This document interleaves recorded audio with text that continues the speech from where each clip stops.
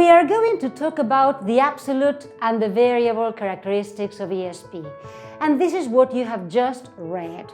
So, after reading the file, this part of the file, I just want to make a comment. As regards the absolute characteristics, I want to speak about needs analysis. This is absolutely important. Why?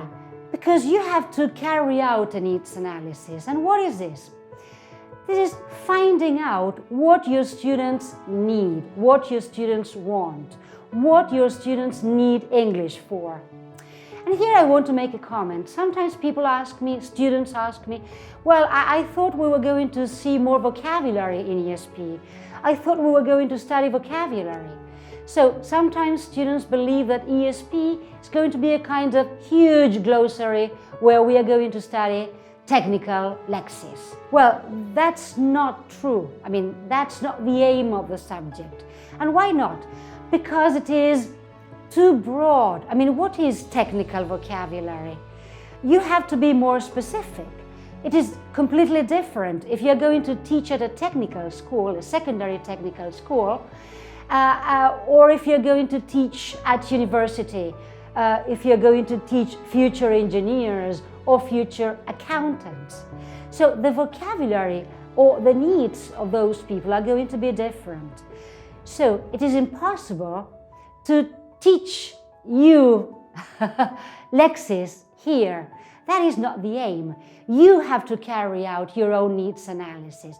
So what do my students need? What do they need English for? What can you do? Give them a questionnaire before beginning the course. Give them a questionnaire to find out where they are going to use English. Talk to colleagues, talk to other people. Talk to people who have that profession, if you are teaching, for example, future engineers. So, a needs analysis is fundamental. Why? To find out about the language that they are going to use, the skills that they are going to use, the type of discourse. To find out about the activities of the discipline that they are going to deal with. So, a needs analysis is fundamental. And then, talking about variable characteristics, 2 comments. Of course, ESP can be taught to beginners. Yes, it is much better if they are proficient in the language or if they have a level, an intermediate level of English. But if they do not, if they are beginners or false beginners, you can teach ESP as well. And you will have to focus on different things, different from general English. Because in general English, probably you begin by learning the verb be, and then they learn the present continuous and then the simple present, just to give you a general example.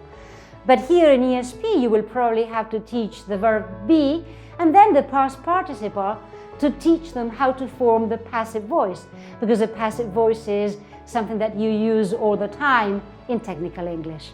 Yes? This cable is connected to that whatever. So, beginners can, of course, learn ESP. And something else. ESP is mostly designed for adults, because adults know what they need English for. Children will have to deal with general English. Children cannot tell you, yes, I want to study English because I want to be an astronaut in the future.